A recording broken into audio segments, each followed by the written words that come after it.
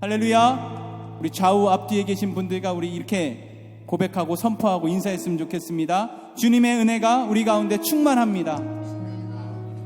주님의 은혜가 우리 가운데 충만합니다. 믿으십니까?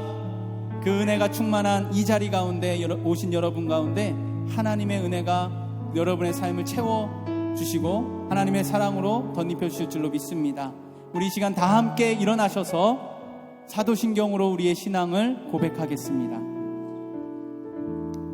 전능하사 천지를 만드신 하나님 아버지를 내가 믿사오며 그 외아들 우리 주 예수 그리스도를 믿사오니 이는 성령으로 잉태하사 동정녀 마리아에게 나시고 본디오 빌라도에게 고난을 받으사 십자가에 못 박혀 죽으시고 장사한 지 사흘 만에 죽은 자 가운데서 다시 살아나시며 하늘에 오르사 전능하신 하나님 우편에 앉아 계시다가 저리로서 산자와 죽은 자를 심판하러 오시리라.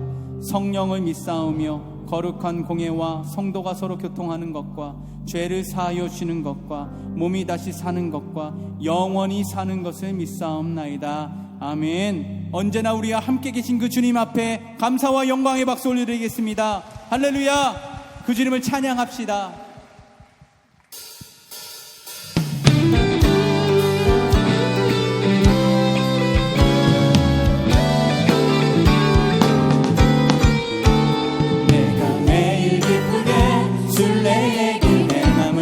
주의 팔이 나를 안보함이요 내가 주의 큰 복을 받는 참된 비결은 주의 영이 함께함이라. 전에 죄에 빠져서 평안함이 없을 때 예수 십자가의 몸도 힘입어 그 발 아래 엎드려 잠든 평화 얻음은 주의 영이 함께함이라.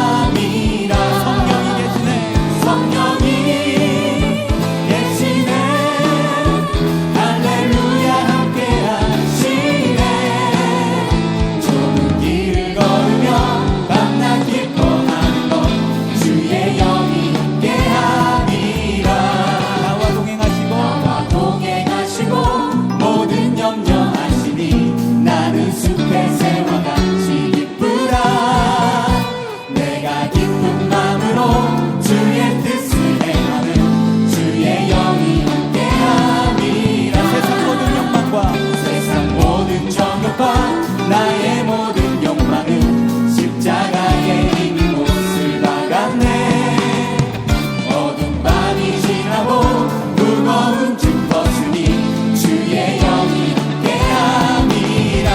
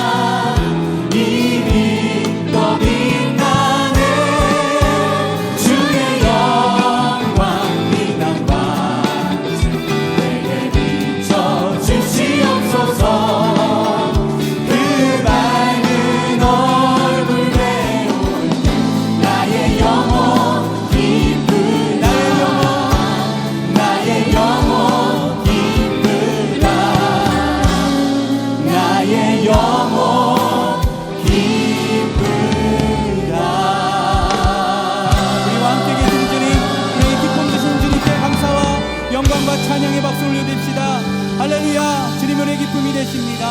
아멘.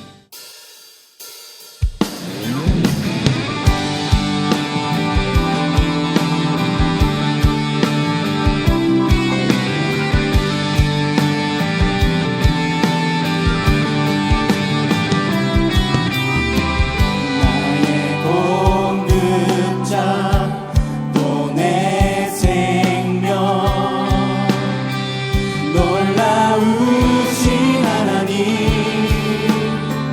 주 나의 상급 삶의 이유. 놀라우신 하나님, 주님의 그 모든 것이 내 삶을 가득 채우네. 내 모든 갈증과 필요 주 사랑으로 만족시키니 부족함 없네.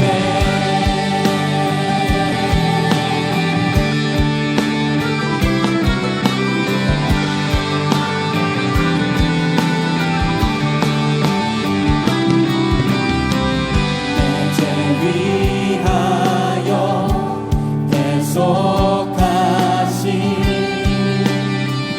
놀라우신 하나님, 다시 오실 왕 나의 모든 것. 놀라우신 하나님, 주님의 그 모든 것이 내 삶을 가득 채우네. 내 모든 갈증과 필요 주 사랑으로 만족시키니 부족함 없네.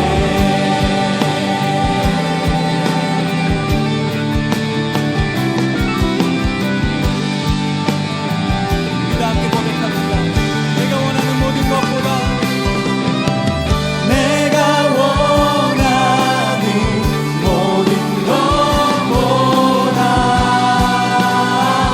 부족함 없는 나의 주님, 내가 말하고 아는 것보다 더욱더 놀라운 내가 원하는 모든 것보다 내가 원하는 모든 것보다 부족함 없는 나의 주님, 내가 말하고 아는 것보다 더욱더 놀라우신 주님의 그 모든 것이 내 삶을 가득 채우네. 내 모든 갈증과 필요 주 사랑으로 만족시키니 주님의 그 모든 것이 주님의 그 모든 것이 내 삶을 가득 채우네. 내 모든 갈증과 필요 주 사랑으로 만족시키니 주 사랑으로 만족시키니 주 사랑으로 만족시키니 부족함 없네. 주님의 그 모든 것이 내 삶을 가득 채우네. 내 모든 갈증과 필요 주 사랑으로 만족 만족시키니 주 사랑으로 만족시키 주 사랑으로 만족시키니 주 사랑으로 만족시키니 부족함 없네.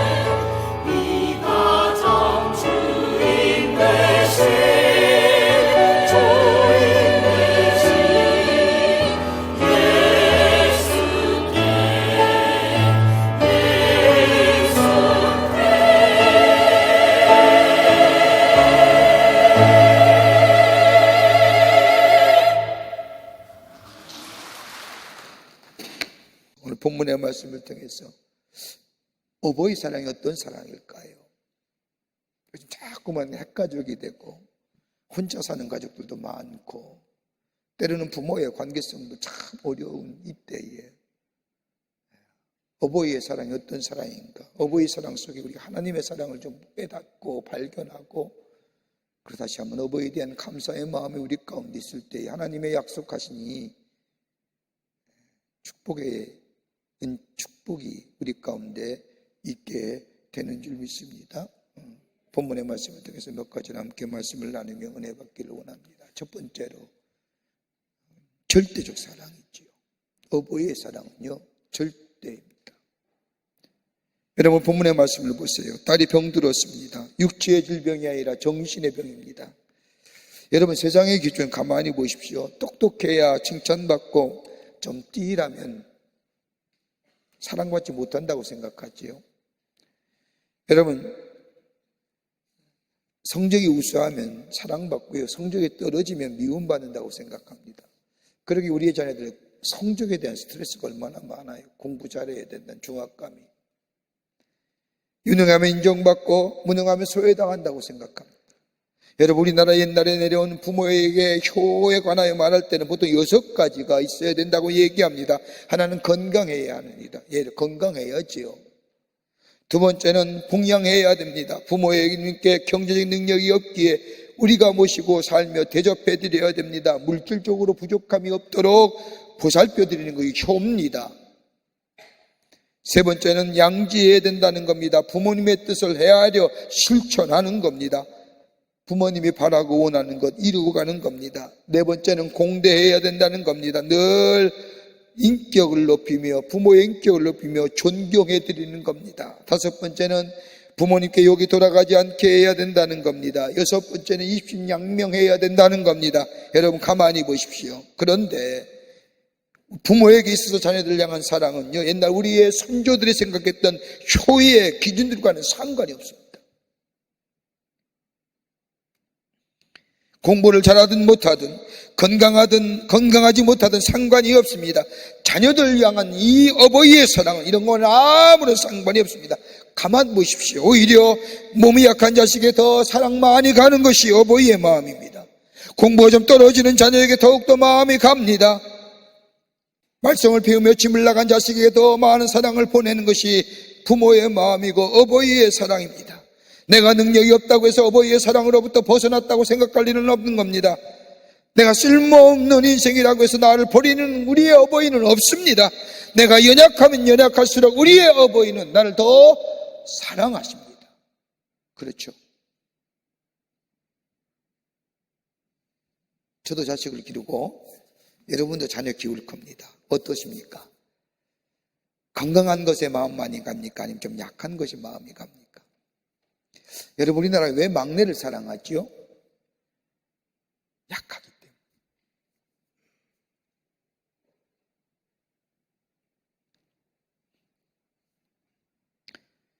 여러분 우리를 향한 하나님의 사랑을 가만히 보십시오.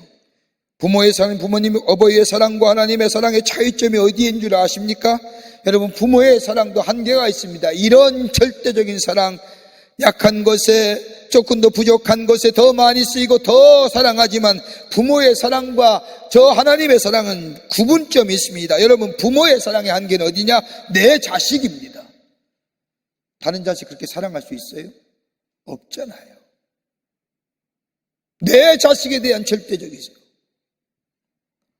그러나 하나님의 사랑에는 제한이 없습니다. 누구에게나 하나님은 사랑하십니다. 하나님의 사랑은 동일하고요. 우리가 약하다고 하나님께서 우리를 버리신 일이 없고 우리가 능력이 없다고 해서 하나님이 우리에게 뭐라고 말씀하신 적도 없고 오히려 성경은 말씀하지 않습니까? 고린도서 1장 27절서부터 29절의 말씀을 보면 하나님께서는 세상에 미련한 것들을 택하사 지혜 있는 자들을 부끄럽게 하려 하시고 세상에 약한 것들을 택하사 강한 것들을 부끄럽게 하려 하시며 하나님께서는 세상에 천한 것과 멸시받는 것들과 없는 것들을 택하사 있는 것들을 폐하려 하시나니 아무 육체도 하나님의 앞에서 자랑하지 못하게 하려 하심이니라. 자 보세요. 우리 하나님은요 여기 말씀대로 미련한 것들과 없는 것들과 약한 것들과 더 나아가 천한 것들과 멸시받는 것들을 택하사 있는 것들을 부끄럽게 하시려고 합니다.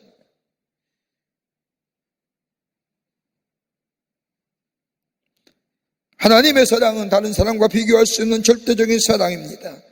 우리를 향한 하나님의 사랑이 이러하듯이 우리를 향한 부모의 사랑도 나를 향한 부모의 사랑도 절대적이죠. 약하다고 천하다고요, 능력이 없다고요, 부족하다고요 한 번도 탓하신 적이 없으신 그저 내 사랑하는 아들과 딸이기에 아무런 조건 없이 사랑하시는 어버이의 사랑 절대적이죠. 소아마비 걸린 아이가 하나 있습니다. 어머니는 이 아이를 매일 병원에 데려가서 물리치료를 받게 합니다. 사람들이 이 엄마를 만날 때마다 아이의 상태를 물어봅니다. 그때마다 이 엄마는 얘기하죠. 좀 나아집니다. 좀 걷습니다. 많이 괜찮아졌습니다. 한 번은 사람들이 그 집에 모여서 함께 이야기를 하다가 그 아이를 보게 되자 동네 사람들이 그 아이에게 말합니다. 얘야, 한 번만 걸어봐라. 어머니가 한 말이 생각나서 그 아이에게 걸어보라고 시킵니다. 아이는 의족에 의지하여 한 걸음씩 내딛습니다. 그렇게 4발자국 뛰었을까요? 5발자국에는 그저 푹 그 앞에 쓰러지는 겁니다. 이 모습을 본 어머니가 그 자리에서 울음을 터뜨립니다.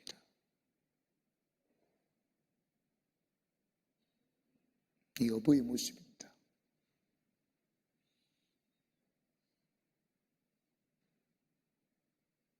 사랑받을 줄 모르는 자식도 사랑하는 것이 어버이의 사랑이고요. 사랑에 대하여 전혀 반응 없는 자식도 사랑하는 것이 어버이의 사랑이고요. 세상 사람들은 아이를 향할 소망이 있느냐 없느냐라고 얘기하지만 개의치 않는 것이 어버이의 사랑입니다. 내 자식에게 끝까지 사랑. 가나안 여인이 그렇지 않습니까? 사람들은 정신병에 걸렸나니 물에도 들어가 불에도 들어갔나니 이러쿵저러쿵 얘기하지만 딸을 향한 이 어버이의 사랑은 절망하지 않습니다. 낙심하지 않잖아요. 이 사랑이 있었기에 이 여인은 한 번도 보지 못하고 알지 못하는 저 나사렛의 예수님께 나와 구하는 겁니다. 여러분 생각해 보십시오. 우리 어버이의 사랑이 있었기에 오늘 이 자리에 있는 건 아닌지요? 그 사랑이 있었기에 오늘 우리가 여기 있는 거고요. 절대적인 사랑입니다. 두 번째는요, 열려진 사랑이죠. 오늘 본문의 말씀을 보면 딸을 향한 가나안 여인의 사랑은 절대적인 사랑과 동시에 딸에 대하여 열려진 사랑입니다. 아무리 무엇이라고 해도 딸에 대한 소망을 저버리지 않습니다. 딸의 질병이 낫게 될 것이라고 하는 믿음과 더불어 다른 사람에게 알려줘도 개의치 않습니다. 왜? 내 딸이 나으면 되니까요. 딸에 열려진 사랑이지요. 여러분 가만 보십시오. 다른 사람들 가끔가다 목사님 가운데 그런 얘기합니다. 신방을 다녀보면 이렇게 신방을 하다 보면 이렇게 저 건너편 방에 물이 꽉 잠겨진 방도 있답니다. 보면 안답니다. 들어가면 분위기가 쫙하고 어둡고 컴컴하면요, 그 가정에 큰 문제가 있는 겁니다. 그 가운데 대표적인 문제가 뭐냐면 가정에 한 아이가 꼭 문제가 있는 겁니다. 그런 아이들이 우리 주변에 얼마나 많은지 안 드러내잖아요. 왜요? 자신 때문에. 숨기며 사는 사람들이 얼마나 많아요. 지금 편견이, 생각들이 많이 달라졌지 않습니까? 여러분, 우리 교회도 사랑부, 장애우가 사랑부 애들이 있는데 참 귀해요. 어저께도 걷기 대회 하는데 와서 같이 걸었습니다만, 뭐 음악만 나오면 춤을 추는데 걔들이 춤을 독차지했습니다만, 그 모습이 얼마나 좋은지요. 우리 나가서 춤추지도 못하잖아요. 왜? 창피하다고요. 그죠? 근데 걔들은 그런 게 없어요. 음악이 나오면 그저 좋은 거예요. 느낌대로. 그냥 좋기에 가서 그 많은 사람 앞에서 춤춥니다. 오히려 그런 모습들이 우리로 하여금 뭐예요? 기쁨이 되잖아요. 춤출 수 있겠어요? 떠미도 못 추잖아요. 상 준다고 해도 안 나오잖아요. 근데 그 아이들은 나오죠. 그런데 오면 좋은데 오질 못해요. 왜요? 열질 않잖아요.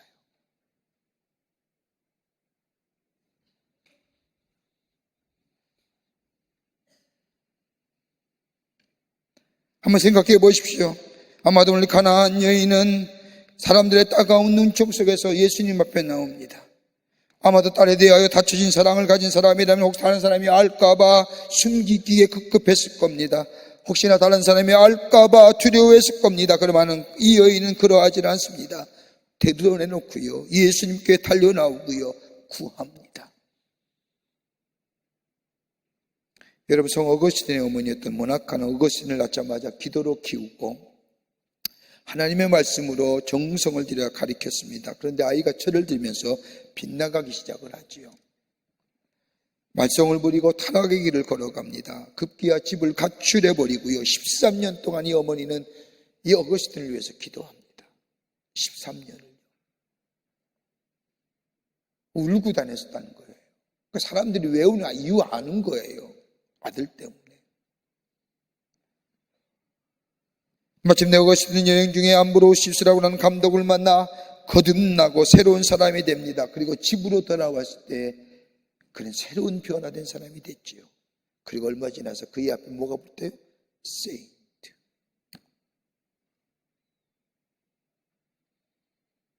여러분, 우리를 향한 하나님의 사랑을 생각해 보십시오. 절대적인 사랑일 뿐만 아니라 열려진 사랑 아닙니까? 하나님은 언제나 받아주시는 분이지요. 우리 어버이의 사랑을 비교할 때 그 성격은 같은 성격입니다. 여러분, 호세아서 6장 1절의 말씀을 보면 우리가 여호와께로 돌아가자 여호와께서는 우리를 찢으셨으나 도로 낡게 하실 것이요 우리를 치셨으나 싸매어 주실 것임입니다. 죄로 인하여 씻겨졌으면서도 죄로 인하여 징벌 받았음에도 불구하고 하나님은 뭐예요? 돌아오기만 하면 열려진 사랑. 여러분, 그 사랑과 우리 어버이의 사랑이 어떤가요? 우리가 아무리 말썽을 피고 집을 나고 뭘 해도 돌아오기만 하면 받아요, 안 받아요? 받으시잖아요.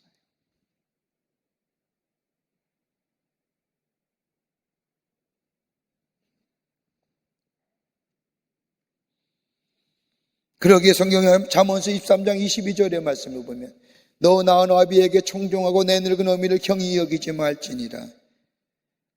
아비와 어미를 경히 여기지 말라는 겁니다. 왜요? 우리를 향하여 열려진 사랑이기에, 소망을 주신 아버지 하나님, 우리 어버이기에 그 어버이의 사랑을 귀히 여기며 그 어버이의 생애를 감사할 줄 아는 심령. 여러분, 이것이 하나님이 우리에게 약속하신 약속의 성취인 내가 잘되고 땅에서 장수하는 축복을 누리는 비결입니다. 그리고 그 사랑 내 자녀에게 그대로 베푸는 거예요.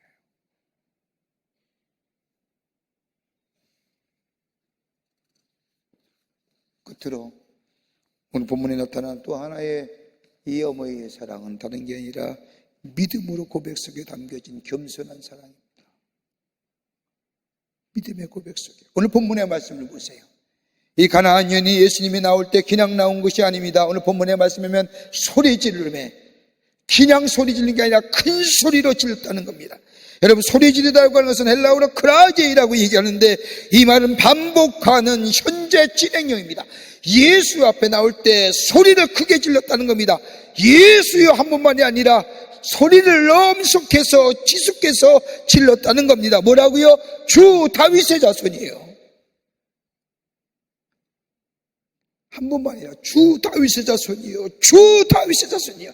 얼마나 소리 질렀는지 옆에 제자들이 시끄럽다고 조용히 하라고 내칠까요? 여러분, 주 다윗의 자손이라고 하는 것은 아니면 아니라 주라고 하는 것은 주이어서 나의 주인 됩니다. 내 모든 것의 주인 됩니다. 당신이야말로 하나님의 아들이십니다. 우리가 기다렸던 메시아입니다.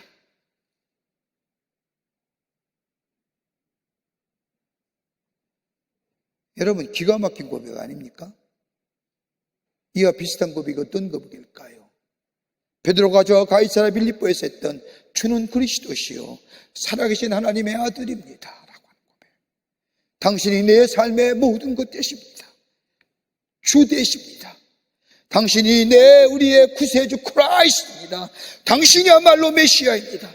똑같은 고백이죠. 주 다윗의 자손이요, 당신이 내 삶의 모든 것이고 당신이 하나님의 아들이며 이 땅의 구원자가 되십니다라고 하는 고백. 얼마나 소리치르며 계속해서 주 다윗의 자손이요, 주 다윗의 자손이요. 여러분, 예수 그리스도가 움직이는 역사를 가만히 보면요, 전제하는 것이 하나 있습니다. 뭐예요? 예수님에 대한 신앙 고백이 있을 때에 주의 마음이 움직이는 겁니다. 예수님이 가다가 시끄러워서 소리 질러서 뒤돌아보셨을까요? 아닐 거예요. 주 다윗의 자손이에요. 주 다윗의 자손이에요.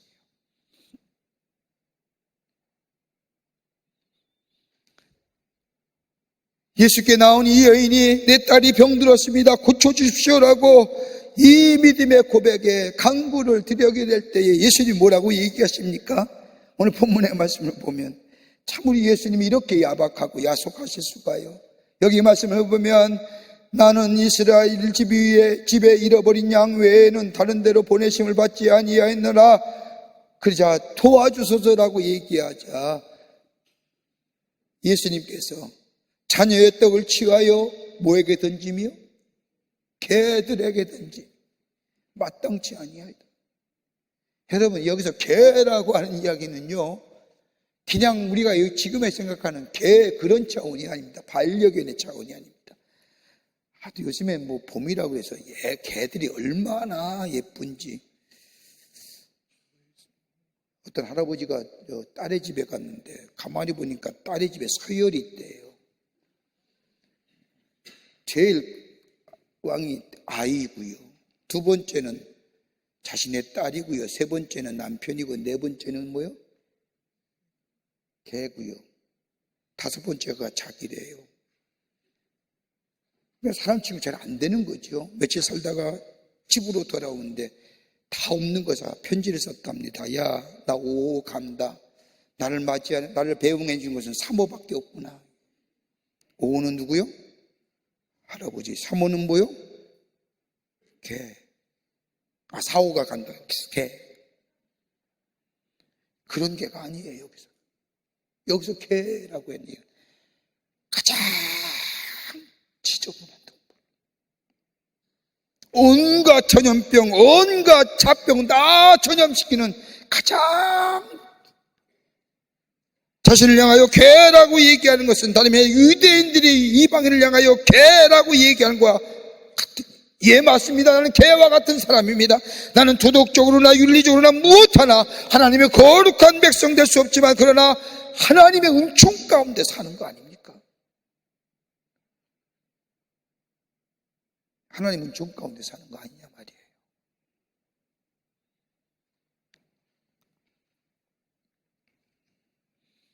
이 말씀에 우리 예수님이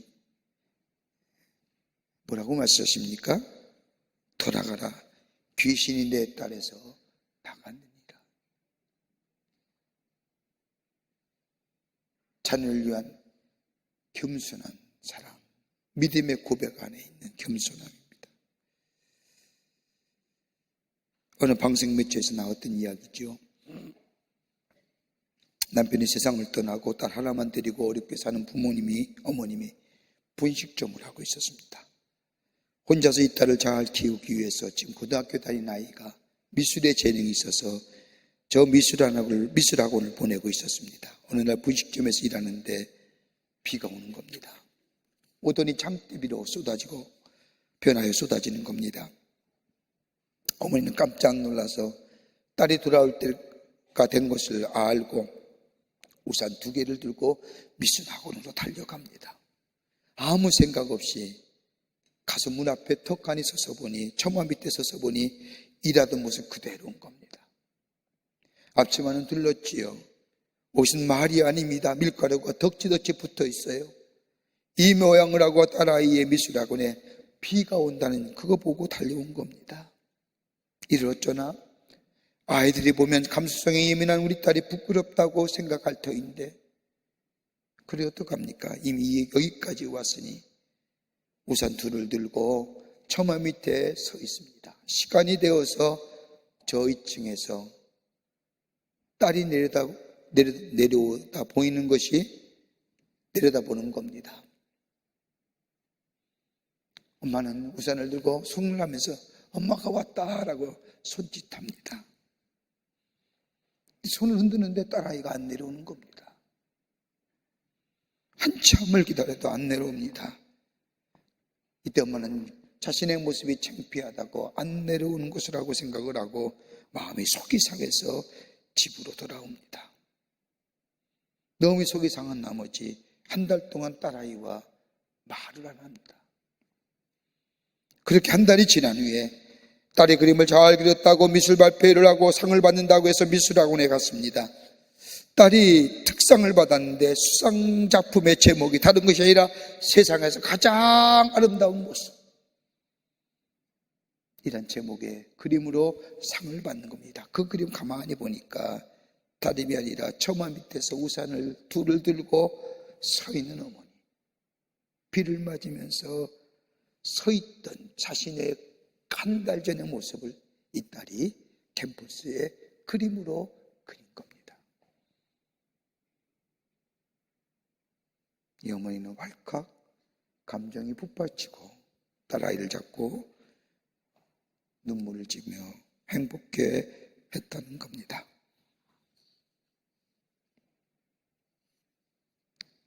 우리 부모님의 사랑이 어떤 걸까요? 우리는 사랑은 알지만 구체적으로 어떤 사랑의 모습이었을까요? 지난번에 제가 어떤가 얘기했죠? 어떤 수필가가 자기 여신님의 어머니를 생각하면서 썼던 글 이야기. 저 도남동에서 자판을 하는 어머니, 생선을 바다가 파는데 새벽이 찌면 경인선을 타고 저 서래포구에 가서 생선을 떠옵니다.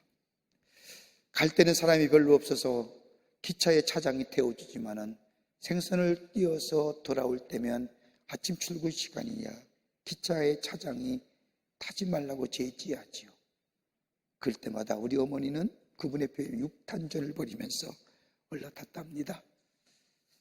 그리고 그 생선에 빛내나는 생선 자기 몸으로 다 가리고 여기에 내려서 돌아와 시장에서 자판을 벌이고 그 생선을 팔았답니다. 그 어머니의 사랑이 자신을 이렇게 만들었다는 고백이지요. 열려진 사랑의 모습입니다. 절대적 사랑이고요. 겸손한 사랑이죠. 부모의 은혜를 알지만 그 사랑이 오늘 우리가 있었기에 오늘 이 자리에 우리가 있는 거고요. 그 사랑이 있었기에 오늘 하나님 앞에 기쁜 마음으로 예배드릴 수 있는 것이고요. 그 사랑이 우리 가운데 있는데 우리 자녀들에게 그 사랑 베푸는 것, 주님의 말씀에 순종하는 거고요. 믿음의 가문을 이루는 길이라 생각이 됩니다. 그 사랑 생각하면서 우리 또한 부모님을 소중히 여기고 그 사랑을 다루는 우리의 자녀들에게 이어져 전승하는, 그래서 하나님의 믿음의 가문을 이루어가는 여러분과 저와 되시기를 주의 이름으로 축원합니다.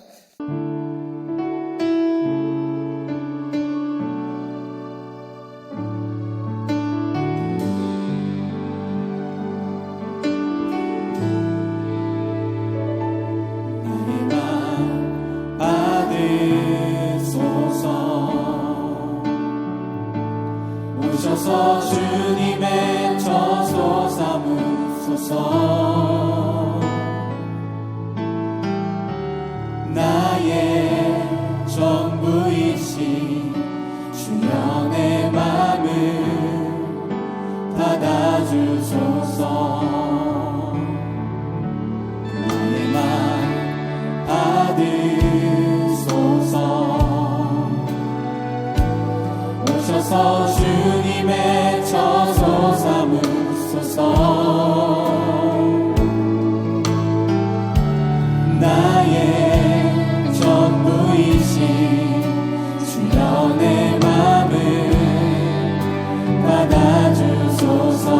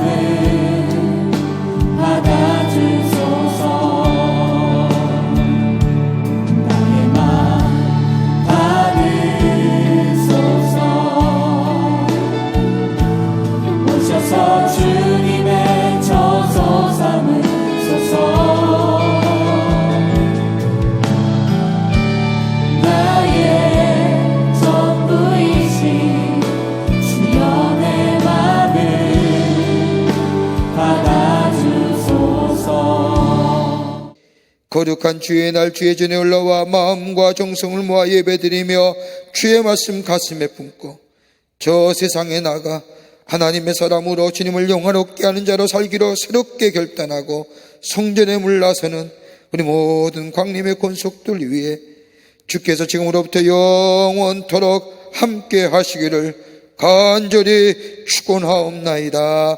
아멘.